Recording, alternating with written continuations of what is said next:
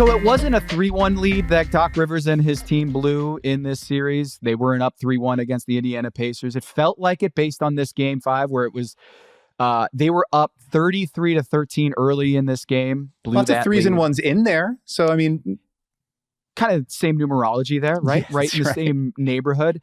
You got, it goes into overtime. It's a 7-point game with 40 seconds left. And our friend Mike Bowie at inpredictable.com has these win probability charts that like I had to like zoom in to get to the right moment to see when the apex of the Milwaukee Bucks win probability was. It was 99.7% odds of winning that game. And like, I don't need the math to like the nitty gritty win probability algorithm to like explain that, but it just 99.7% chance of winning. And then all hell breaks loose. Gary Trent, who is very much the reason why they were up by that much at that point in the game, it kind of unraveled. And you had this incredible comeback by Tyrese Haliburton where he gets the one-on-one on Giannis Antetokounmpo. And the fact that he was like Pascal Siakam came out to set the screen almost that they wanted that mismatch or Tyrese, that matchup, Tyrese going at Giannis, all of the stakes of this series and the jawing back and forth to have Giannis and Tyrese in that moment where Giannis has to just get one stop to keep his season alive.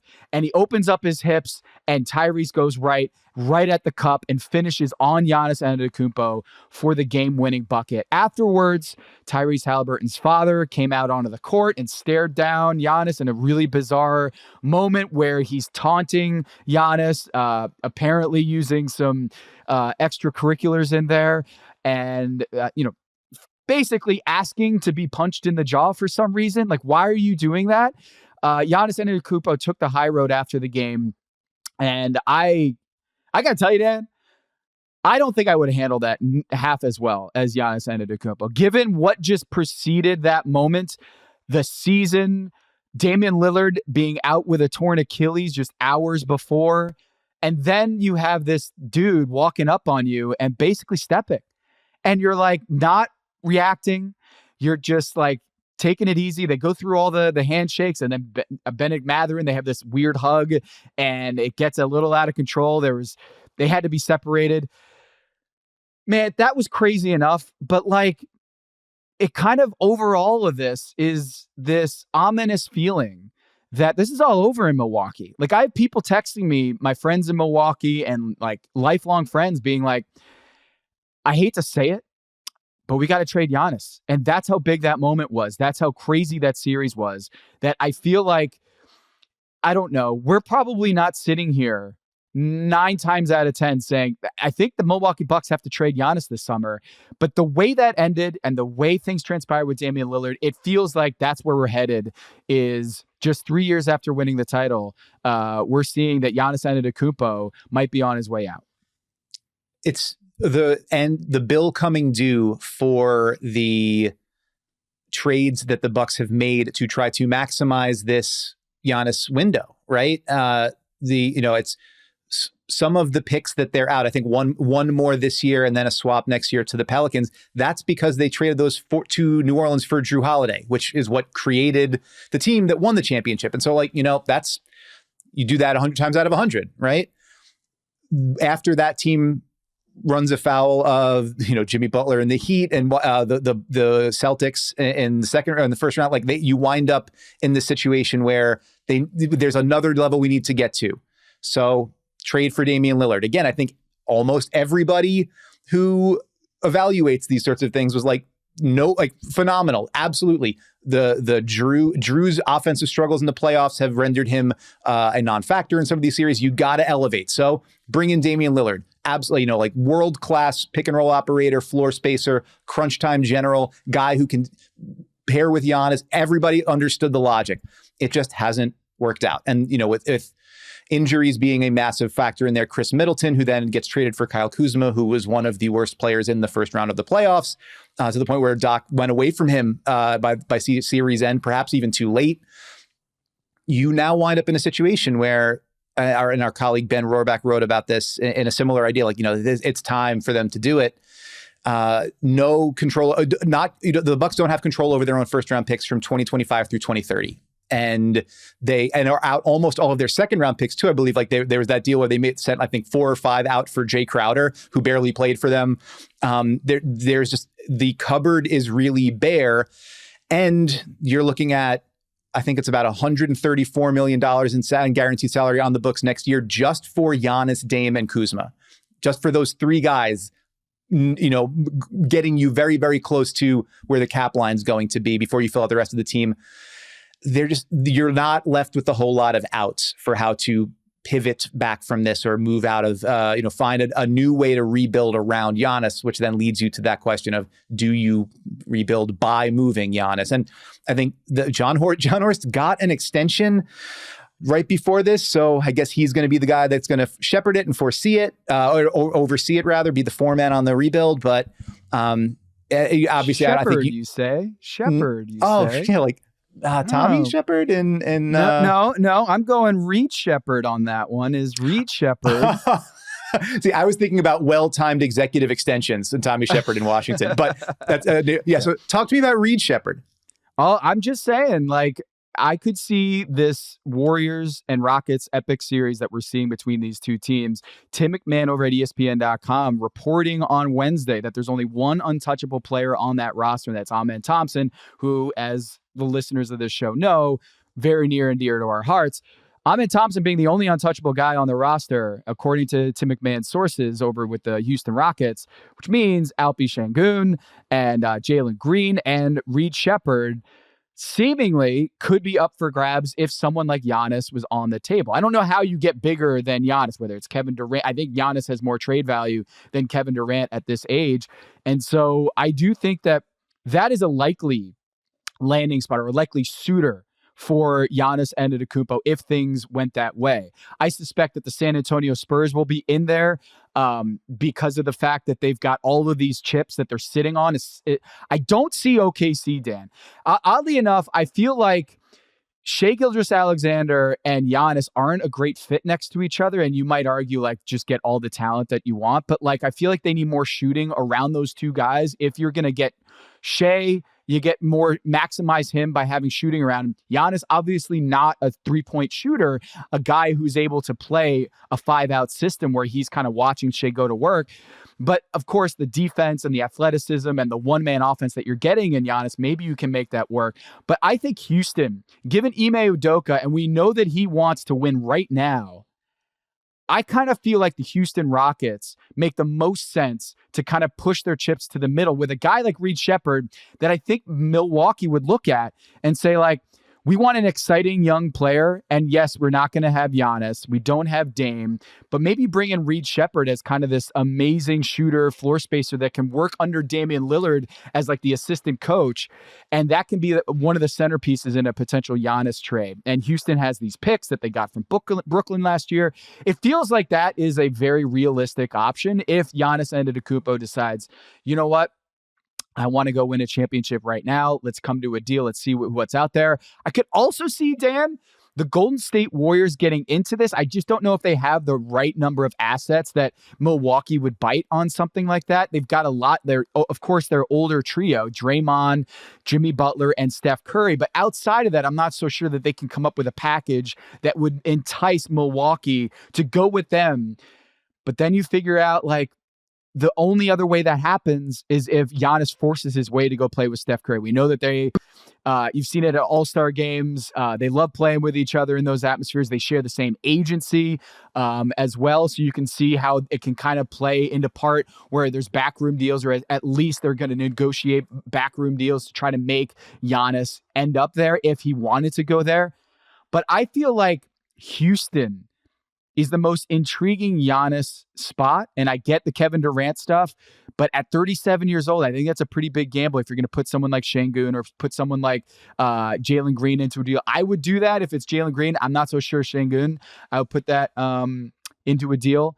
But man, Milwaukee has some decisions to make, and it just feels like this is going to be a tectonic plate moving summer for the Milwaukee Bucks. And I don't know if there's a precedent for this. Like maybe Kawhi in San Antonio, where it just was like, you know what, you won a championship here, but I mean that was an ugly breakup, and I hope it doesn't come to that with Milwaukee and Giannis.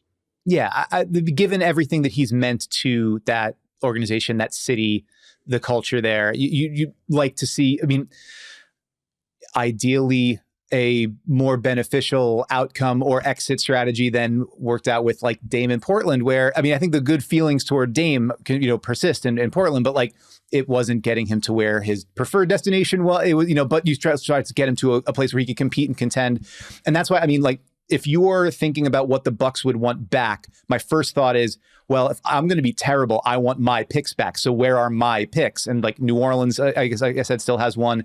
And then there's the ones that are out from the Portland and New Orleans would be the ones where it was like, man, if we can get our picks back. I think a 3-team, the only way that works is a 3-team deal where like picks are going to Milwaukee and then Zion goes to somewhere else. Which, I don't see Zion like.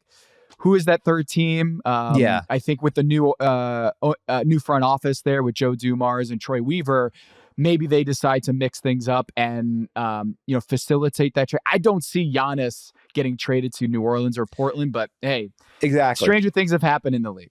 But then, so that leads me to, if that's the case, and we're probably not going to send Giannis to New Orleans or Portland because that, for whatever reason. And if, say, he does like Houston, what's the next best thing to getting my own picks back? It might be getting Suns picks.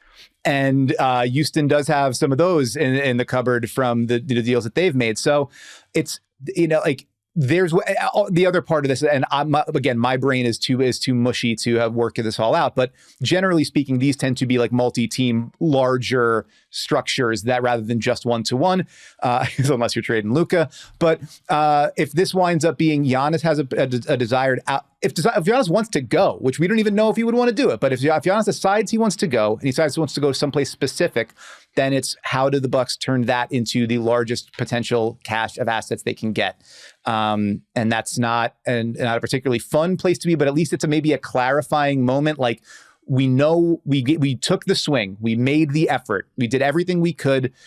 Maybe not always the wisest moves, but we played our chips to try to get as far as we could with this build and get back to a championship. It did not work. Now here's how we have to move forward. It is a bummer. These things don't end well. Otherwise they wouldn't end. But this is not, I don't think this is what anybody wanted to see happen within the Milwaukee Bucks organization, the ending with the injury and then the catastrophic blown lead and the loss and then leading you to all this. The main thing I will say, just going back to the Haliburton of it all, maybe the best play in the whole situation, Pat Connaughton, maybe one more assist on the way out the door in Milwaukee, keeping Giannis from getting at Papa Haliburton and making sure that nothing escalated there. A consummate professional, an important part of the Milwaukee Bucks organization. One more real big helper there from Pat Connaughton. Yeah.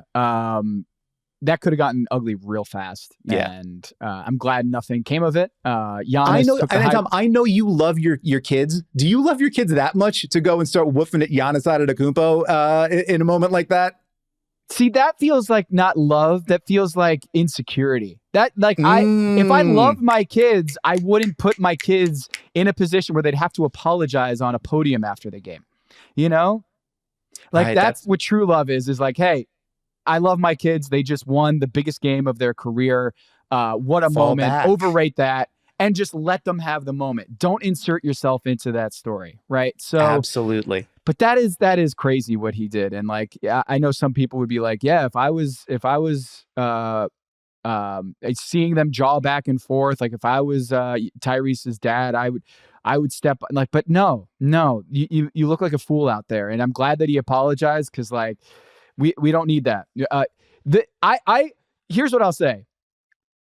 I'm happy for him that he realized he was in the wrong there because he does that to someone else and he is not going to be, his face is not going to look the same next time he goes out on the floor like that. Like he is lucky that Giannis is that humble and that cool headed that it didn't get to that point. So Tyrese Haliburton, amazing series. They're going to move on against the Cleveland Cavaliers. Just quick thoughts here. We have 8 minutes of action between Cavs, Pacers this season. They're in the same division. They've had 8 minutes where the 4 stars on the Cleveland side have played against the 2 stars on the Indiana side, Pascal Siakam and Tyrese Halliburton. 8 minutes. It's a big number. That's it. That's all we've seen this year because of injuries or because of trades or what have you, is those 6 players that everyone's tuning in to see how they will play against each other. They've only played 8 minutes. And in those 8 minutes, I believe the score is like 24-7 on the Cleveland side. So a small sample size alert, but Cleveland's very good at basketball and Indiana very good as well. But man, the Cleveland Cavaliers, what they did to the Miami Heat, I think is kind of a harbinger of things to come in the next round. Maybe not a sweep, but I would not be surprised this is over in 5. Yeah, our colleague Ben Rohrbach is going to be writing the preview on this one, so I haven't thought as much about the matchup just yet. But my first thought is, I love Andrew Nembhard. I'm not going to get into all the reasons why, but he's an incredible point of attack defender, a super useful guy. He can't guard both of Garland and Mitchell. So if Garland is healthy and after spraining his big toe, and he's able to go, full blast for the start of the series, Tyrese Halliburton's going to have to guard somebody. And my guess would be that Kenny Atkinson is going to hammer that pain point until Indiana shows that they've got an answer for it. Rick Carlisle is, of course, they're very used to Halliburton being hunted. They've got ways to move around it. But I don't know that most of the teams that have hunted Halliburton have had the overall offensive skill and shooting and playmaking that Cleveland does. So I think the Pacers are great. And I think they're going to stress out Cleveland's coverages and, force them to answer some tough questions. But, we've talked about it a number of times. I've kind of been on this all year. I think the Cavs are going to show that they're not just a very good team. They're a great team. And it wouldn't surprise me if that one wrapped up quickly. But a lot of respect for what Indiana has built and has done, because I think a lot of people thought that about the Knicks series last year, too. And they wound up going all the way to the conference finals. Wouldn't be a total shocker if that happened. But I think this Cavs team is extremely serious and ready to roll. The diff. It's going to be a big diff. That first, it's going to be a big one. Huge friggin' diff. In that first series, Cavs, Miami, right? The diff in that series was plus 122 in 4 games. That's the big diff. And that's the big number. Yeah. There's a lot of small diffs in this postseason. 11 small diffs of 3 or fewer. That's the big number this week. Dan, thanks so much for sharing your experience over there at Madison Square Garden and going deep into that Knicks-Pistons series and what has already been an incredible bonkers bananas electric postseason. I hope it continues. I want to thank our producers, Stone and Mike, and the entire squad that works behind the scenes on this show. Please watch The Big Number on YouTube. Subscribe, smash that subscribe button. And wherever you listen to podcasts, give us a 5-star rating, please, and tell your friends, tell your pals. We'll be back next week with another episode of The Big Number. Until then, don't try to step to Giannis Antetokounmpo. Just don't. It's going to end poorly for you.